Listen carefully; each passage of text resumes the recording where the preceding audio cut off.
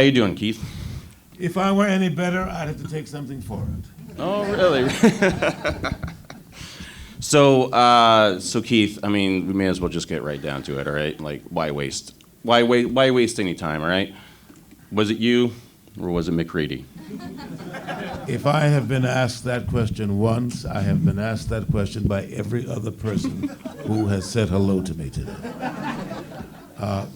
It's so if you think so.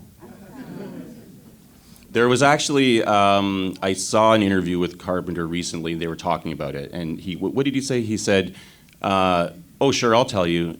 You just got to write me a check." Right, exactly. I think the point of it was that nobody knew and you weren't supposed to know. I'm going to go with that. Well, I think that is the most true. I mean, at the time, it was a great setup for a sequel, right? Ah, true. You know. If people, It took years for that to, come out to fruition. But, I mean, you're allowed to believe whatever. It's a story. So if you think so, well, when you tell the version of your story, you tell your version of that story, it'll be true. And then somebody's going to argue about that. Yeah. I mean, so getting then into the thing, that was kind of your first major role, I guess, right? It was my first role. It was your first role. Okay, well, how did you get the role? I mean, you're right. I mean, I had been cast in something earlier. I went up for a movie earlier. I didn't get it. So this is the first real part that I got in the movies. And what was your experience with Carpenter? Right? I mean, he's a lot of people's favorite horror film director. So what was it like working with him? I mean, he was my favorite horror film director. I mean, I got a job, man. I'm an actor. He gave me a job. But beside that, I loved The Fog, and so I was excited to work with him. And prior to that, I only worked in the theater, and I love directors who are clear about what they want, and he was very clear about what he wanted. Mm-hmm. And I love that. And he was straightforward. He was succinct. Didn't mince a whole lot of words. I mean, we rehearsed it for 2 weeks, so we got to ask any questions we had. We had several guys. There was Richard Masser, Charlie Hallahan, Kurt. These guys were all big sci-fi guys, and so they knew how to analyze the script, and they knew about what was supposed to happen. Like one of the things that I learned and began to embrace in a science fiction movie or a horror movie, any movie really, whatever the premise is, I'm going to believe whatever you tell me to believe. If you set me up to believe A and B equals C, then the best thing about the movie is it stays consistent. A and B is always going to equal C, unless equaling something else is a bigger reveal. But it can't betray the reveal. You understand? Do you understand what I mean? As long as you don't, betray the premise, I'm going to believe you, and I'm going to take the ride with you. The moment, something happens, and it's like, well, he wasn't supposed to do that. I mean, then we get into movie land. But hopefully, and we never violated that. And we spent 2 weeks trying to make sure that wouldn't happen. Finally, I remember John saying, "Listen, fellas, this is the movie we're going to shoot. So, no more questions now." And of course, it's set in the Antarctic. And so, just for clarity's sake, where were you shooting exactly? We shot in British Columbia, Prince Rupert, and then we had to pass through. The way the border is shaped is kind of a horseshoe kind of thing. So we went from Canada into British Columbia, then back into something like that. Listen, fellas and girls, it was 40 years ago. So a little brain fog. No, okay. Yeah. What were the conditions like then? Were you freezing your ass off like it looked like in the film? Surprisingly, this is my memory of my experience. It was a very dry cold, so it was 20 below, but it wasn't damp like in Chicago. It was a very dry, you didn't want to, with your bare hand, you wouldn't come out and touch the car door handle. That would just be dumb. But I had a vest like this. I had my sweater, some long johns underneath, and my jeans. And in those days, we used to wear moon boots. So I had my moon boots. And that was warm enough to walk out. I would take a midnight stroll. And there was a mountain at the end of the street where my hotel was on. And I remember walking to the base of the mountain, looking up, seeing the moon, and just enjoying that. Now, again, I didn't want to stay out there for an hour like that. But for 10 or 15 minutes, it was cool. It wasn't harsh. It wasn't unbearable. And if you're geared up properly, I guess you guys, if you live in Canada, you know that. If you got, if you got the right gear on, you're cool. If you go out in 20 degrees and you have on a T-shirt, that's just stupid, So you don't do that. All right. Do we have any thing questions? Actually, we have a mic right there. Someone could just walk right up. You go. On that scene, when You got to ask the question so everybody hears it. So either go to the mic or stand up and. Is this thing on? Okay. In that scene, when they touch the wire to the blood, how much of that was scripted? Did you know when it was going to go off, or because that reaction, that's one of the best parts of the movie when they're doing the science experiment. Yes, it was very scripted. Oh, okay. So you knew when it was going to go, because a lot of those reactions, it's kind of hard to tell. But that's my job. Touche. He's just a really good actor, okay? Stop questioning it. All right. Any other thing questions? Yes. If you could come up with another name for the thing, what would you name it? Wow.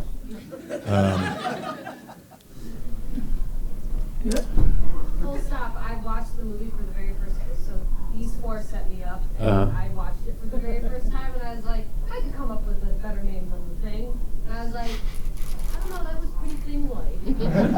Right. What would you call it? The Thing, or That Thing. At least they didn't make a sequel called Another Thing, right? Another Thing, right? I love that. Another Thing. The Thing.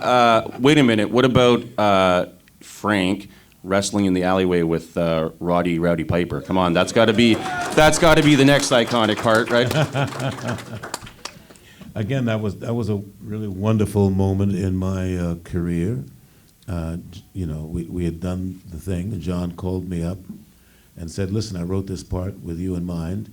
Would you do it?" And I read it, and I'm like, "Yeah." And it was a wonderful time. It was, Roddy was not an experienced actor. He had done, I think at that time he had done an episode of The Highwayman or something like that. So, he was very anxious to, learn how to be, a good actor. So he asked a lot of questions. He was hungry to learn, and it was a joy to be able to exchange that kind of conversation with him, because he didn't think he knew everything. He knew he didn't. So he was anxious to learn. So he listened a lot. And my experience with John was he had also grown a lot in his on his directorial journey as far as communicating with actors. He wasn't bad in The Thing, but I think he learned, because The Thing had so many stage actors that the way that we asked questions helped him to learn how to answer to address those questions. Because prior to that, I don't think some of the questions he had ever been asked as a director, you know. So by the time we got to They Live, he knew how to help Roddy. And I think he did a good job. I think he did from what I witnessed on, his communication on set. But, and they had many conversations prior to that, but, in setting it up. And that's another thing. I think a good director also they help themselves by having the homework conversations, the stuff that you can't do on set, the preparation. So he and Roddy had talked a lot prior to shooting about the character and about the journey of the character and the film. So by the time we got on set, they had a kind of code, they had a shorthand for how they communicated. And everything that I heard was like spot on. I was like, wow. He didn't have to have the same kind of conversation with me. And the kind of conversation he had with me was also clearer. Not that he was, a great moment in The Thing when we're all on the couch, and finally, Donald says, "I'd rather not spend the rest of the evening tied to this fucking couch." I think we only did that 2 or 3 times. John, he had it well covered, and I remember the first time we saw it, we did it. It was fine, and then John whispered something into Donald's ear, and we were all wondering, what did he say? What did he say? But what you saw in the movie, his how he delivered the line. I don't know what John said to him, but that's the way he delivered the line next. So the reactions that you saw from us was genuine. Actual, it was like, oh, well, okay. Because we hadn't expected it. It was beautiful. And that's one of the, again, great directors know how to communicate with actors, so you get genuine responses. Yeah, but who would win the fight? We didn't talk about that. Huh? Who would win the fight? Between you and Roddy, come on. Is that really a question? I could hold my own. Is that? Come on. Come on. Roddy was, I'm a certified stage fighter. I've, got my certification. But, Roddy was a professional wrestler. I learned a lot from him, so don't mess with me. And he taught me how to sell it. And I've never felt safer in a fight than the fight that I had with Roddy Piper. We rehearsed it for 2 weeks with Jeff Amata was the fight choreographer. And he never hurt me. I hit him once. I punched him dead in the face, and I was like, I'm sorry. But I've never felt safer with anyone, even to today. Any They Live questions out there? Yeah, just a quick one. At what point in the shooting was that fight shot? Because also, that's probably one of the longest fights in the movie. It's only 7 minutes. The context of it is kind of beautiful, where it's like we're so busy fighting each other that we're not seeing what's really going on. It's kind of right. And I think in that sense, it was kind of metaphorical, because that's what we do, especially in America, when we have something to really address.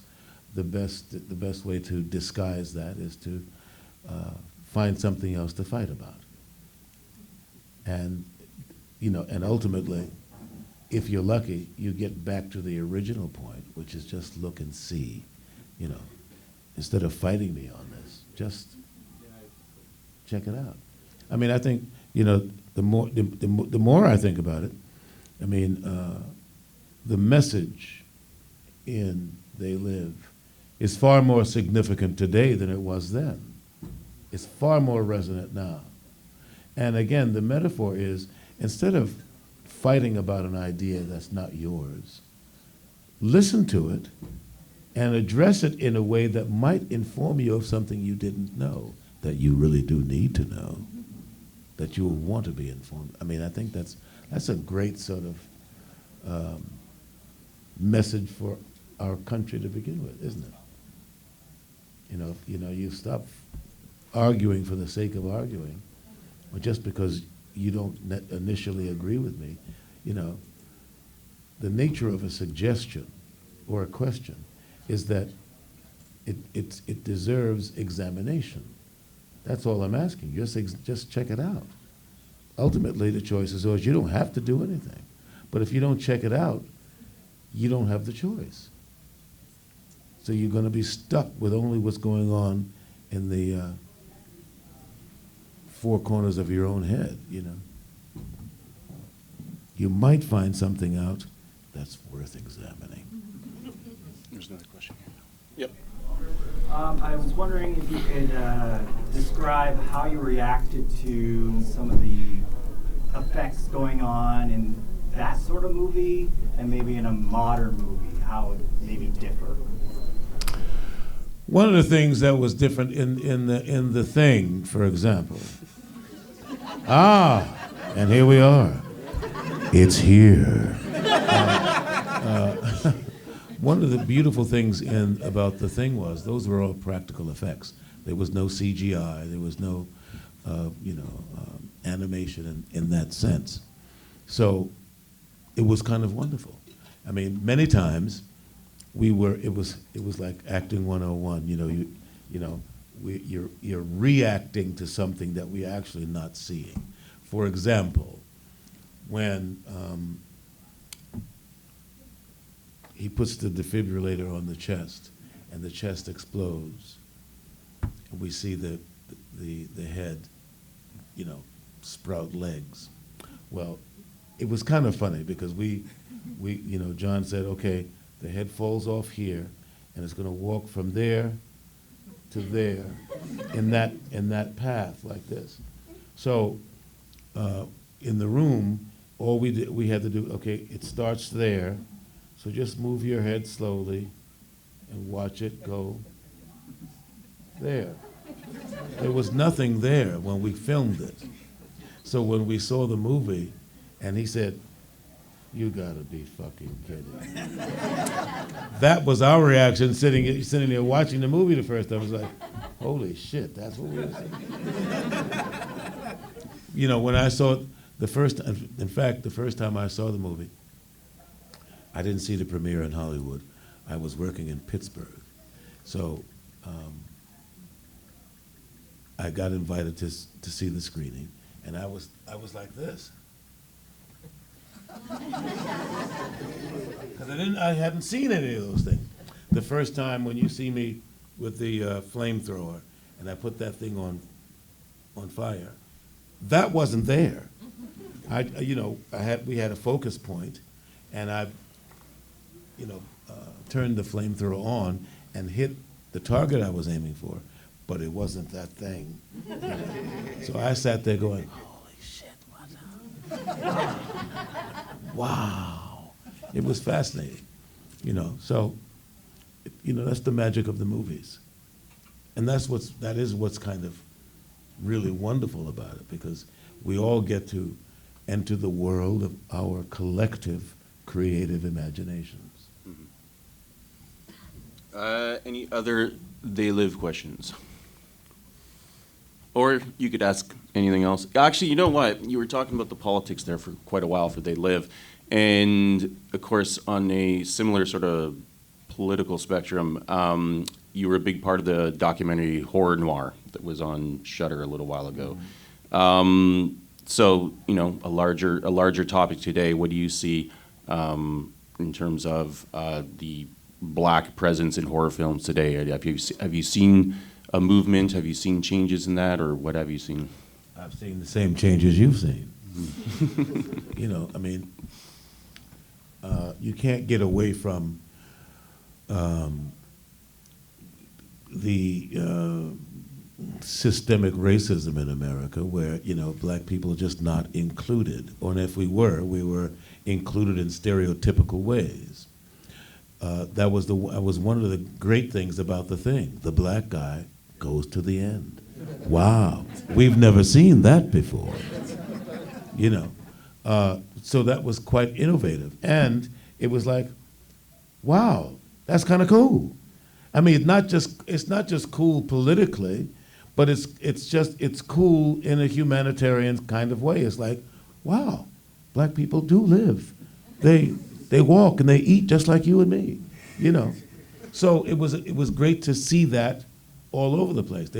One of the things that's wonderful about Jordan Peele is not only do black people like to go to see horror movies, but to be in them as well. We have our own stories.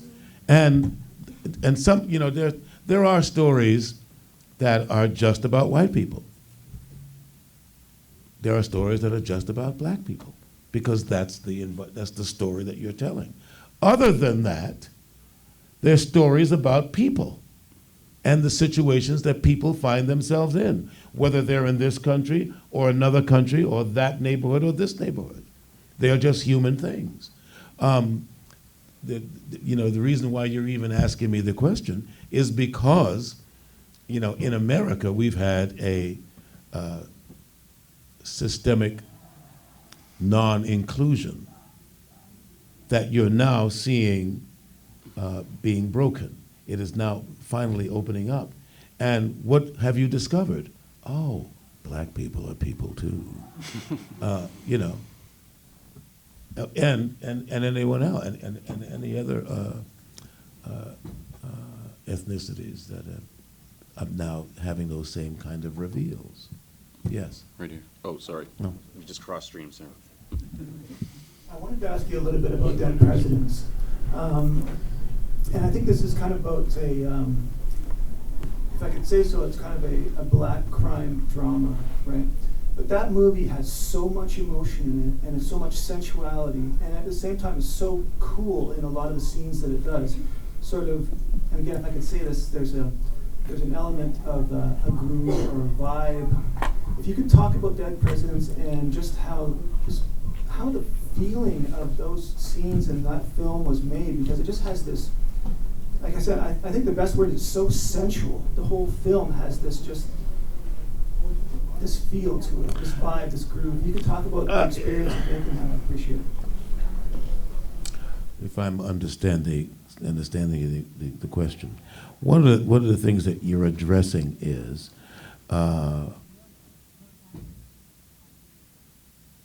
it's one of the first sort of modern day film experiences where you get to have some insight into black life that you hadn't seen before. Usually what you see is something that's very stereotypical, whether it's coming from a white perspective or even some black perspectives that are not deeply exploratory.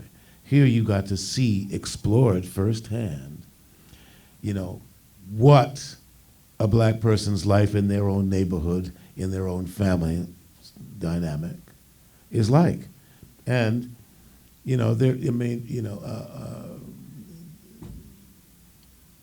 the music was sexy. The music from the Peele, you're talking about the 70s. And that goes across the board. I mean, white people love black music, whether they want to admit it or not. The first time you hear some Temptations music, everybody wants to groove. You just want to, I've heard people say, "Oh, I don't like jazz," and I'm thinking, you're full of shit. You listen to jazz every day.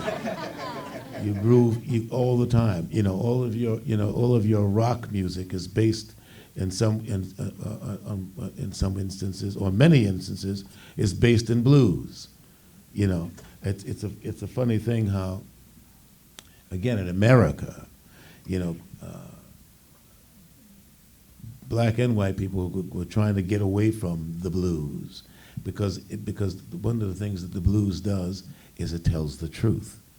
and it is the precursor to what hip hop and rap music does, is tell the truth about this person's reality.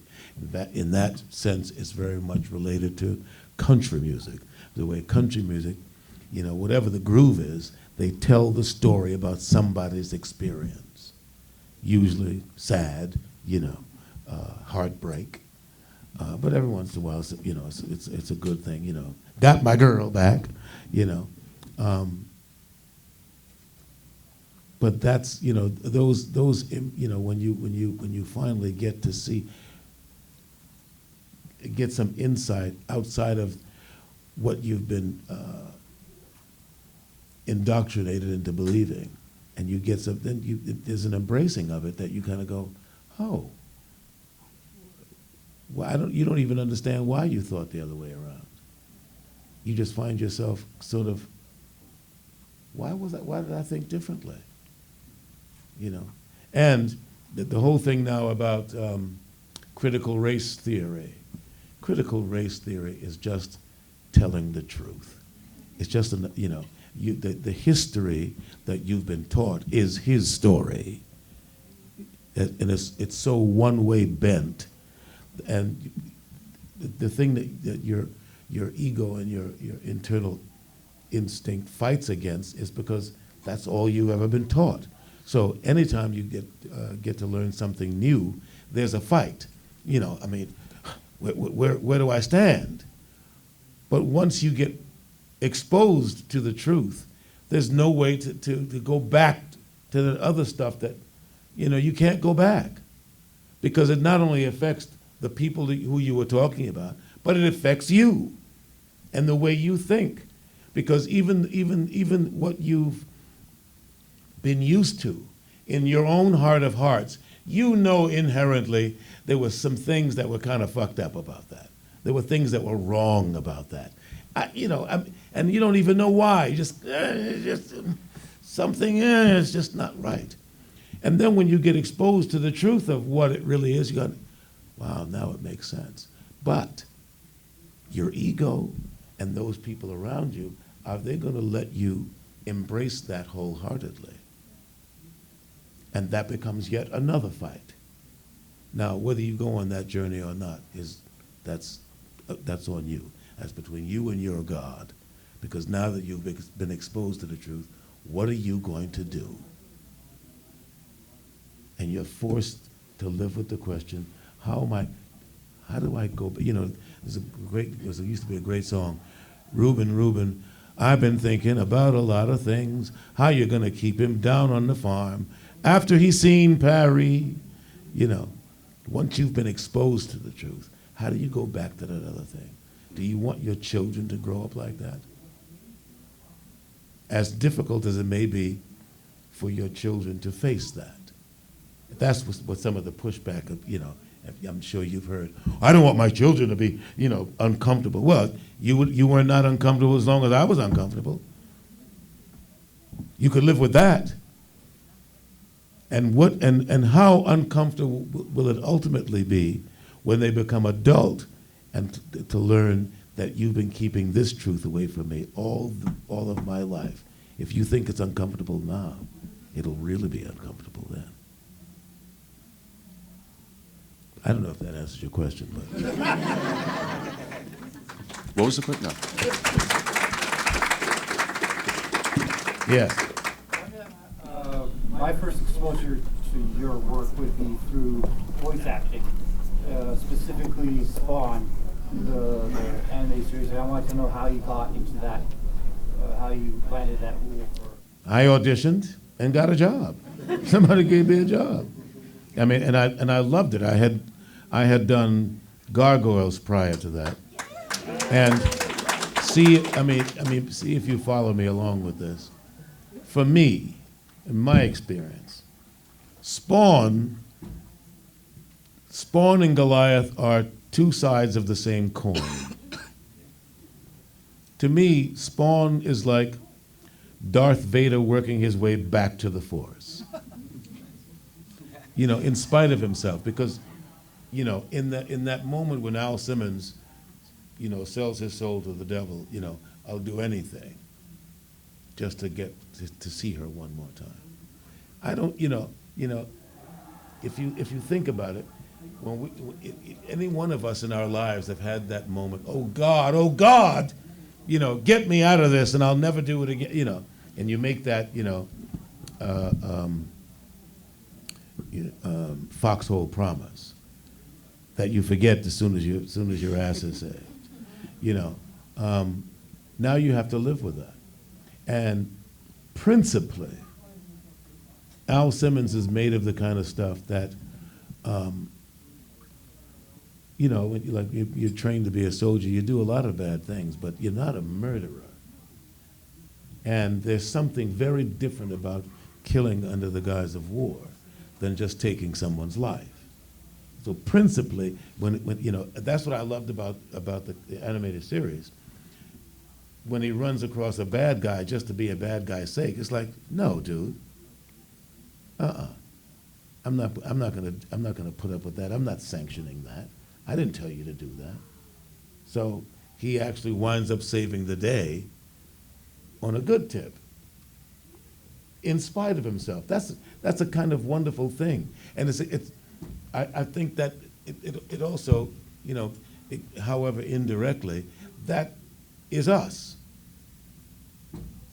That's what happens in your own life when you may set out to do something, and in the moment of execution, maybe that wasn't as right as I thought it was to begin with, and you wind up doing the next right thing because it's the rightest thing to do. Yes, on a human tip, it has nothing to do with black, white, or ethnicity. It's just the rightest thing to do next for your fellow man. And that's the kind of great thing I love about doing the work that I do. Every time whether I'm doing a live action movie, a stage play, or an animated series, there's an opportunity to bring a little joy into someone's life. I have an opportunity to perhaps reflect back to you a piece of your own humanity that you recognize. It's not always life-shattering. It's not always going to make you cry, but sometimes it's going to, it's going to remind you of something in your life. It's going to resonate somewhere where it just gives you just feel good about having just seen that. And in a moment when your life is not feeling so well, you'll remember that and get through that moment a little easier. And that's a wonderful thing, isn't it? That's why you go to see a horror movie, because shit, somebody went through some worse shit than I'm going through. So we can get through it. It gives you a spiritual, psychological permission to be okay about whatever moment you're in, because somebody went through some gruesome stuff and got through it. Is that not true? Yeah. Mm. Well, hang on. Linnea Quigley will be here not too much longer, so we should take one more question. And Just one more? all right, we'll take two. We got a few minutes. You haven't asked one yet, so. Yes. I just want to know how it was working with Peele and what you thought of his movies as well. I thought that was addressed, but again, what do you do? Are you a student? What do you do? I work construction renovation. You work construction renovation. And I make music as well. And you make music. So if someone, and I'm not trying to be sarcastic and shit. I mean, I'm an actor. Somebody gave me an opportunity to act. Somebody asked me if I wanted a job. And I was like, yeah. So, it happens. I mean, this is why I don't mean to be a smartass about it. As it happened, he happens to be a good director. He happens to be a good writer. And he happens to be a really decent human being. So I had a fantastic time. It was really quite wonderful. And would I do it again? Oh, yeah. Me too. Right here, yeah. Somebody. No, Huh? you. Oh, Hi. yes. My favorite role of yours, apart from Childs, is Dr. Facilier in Princess and the Frog. Oh, thank you. I was just wondering if you had any insight on working on a Disney project, anything you'd like to share. Well, I mean, again, I was thrilled to join the pantheon of Disney villains. Most of you, I see a couple of old timers out there, but most of you probably won't remember Snidely Whiplash. Anyone know who that is? Yeah. How many? Anybody remember Dishonest John? He was on Beanie and Cecil. Dishonest John. Who was just a great bad guy. Who I was the other one I was thinking of, Oil Can Harry. Anybody remember Oil Can Harry from Mighty Mouse? That's what you guys know. But these are all great guys who you love to hate, and even Facilier. I mean, when my daughters were young, when it came out, and when Facilier steps on the bug, his name is not Junior. I can't think what his name is. Raymond. When Facilier steps on Raymond, my daughter was like, "Oh, Daddy, how could you do that?" But again, a great guy who you love to hate, because I mean, you actually wanted to see if he could do any more. How can he get himself out of this? Who knows? One of these days, Facilier may crop up in some other dimension, some other circumstance where he got a reprieve from the other side. I look forward to that time. We can do one more. Okay. Someone who hasn't asked a question. Yep. You. Yeah. You. That's Sean, don't check. Okay, I have two, but I'll try to make them like. Just take your time. I was gonna ask, how refreshing is like the journey you've had with like how many opportunities are opening up? Like people have mentioned Princess and the Frog, no, but there's also My Dad's a Bounty Hunter, which I love your role in that. And, no one's mentioned that one. So yeah, that's one question. And then my other question was also like how much do you charge for like voice acting stuff? Like yeah. How much do I charge for voice acting? I want to go to school to become a film director. Like I do writing and stuff, and Right. I hope to get into the industry one day. And you're like one of my favorite voice actors, so it's like that'd be cool. I like to work, first of all. And it certainly depends upon the piece. If you have funding and you have money, I want some money. I mean, I do this because I like it, but I got to eat too. And I appreciate when I am getting paid commensurate with what I bring to the table and the breadth of my experience. We're on strike right now because all you want to, all you really want to feel when you go to work is to feel respected. Yes, I have to eat, so I have to get paid. But I don't necessarily do it for the money. I do it because because part of my soul, this is the way my soul is filled and fulfilled. But I also don't want to feel taken advantage of.